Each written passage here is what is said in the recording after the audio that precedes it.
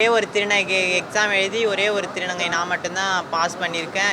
இவ்வளோ ஆண் இவ்வளோ பெண் மத்தியில் நான் ஒரே ஒரு திருநங்கை பாஸ் பண்ணியிருக்கிறது எனக்கும் எங்கள் சமுதாய மக்களுக்கும் என் தாய் தகப்பனுக்கும் என் உறவினர்களுக்கும் ரொம்ப சந்தோஷமாக இருக்குன்னு எனக்கு பாராட்டுகள் குவியுது.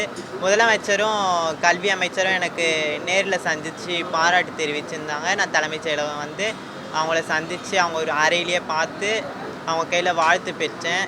எனக்கு மிக்க மகிழ்ச்சி. அப்புறம் அவங்களுக்கு ரொம்ப நன்றி பண்ணிக்கிறேன்.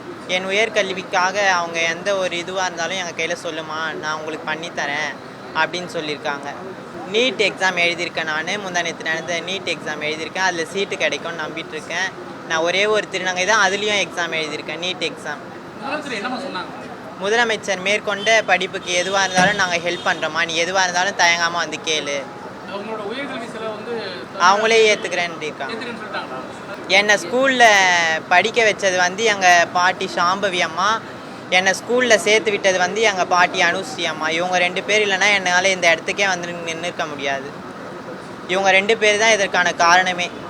மெடிசன் தான் எனக்கு படிக்கணும்னு ஆசை. அதுக்கு சீட்டு ஏற்படுத்தி கொடுப்பாங்கன்னு நான் ரொம்ப நம்பிக்கையோடு இருக்கேன். கன்ஃபார்ம் கிடைக்கும்னு நம்புகிறேன்.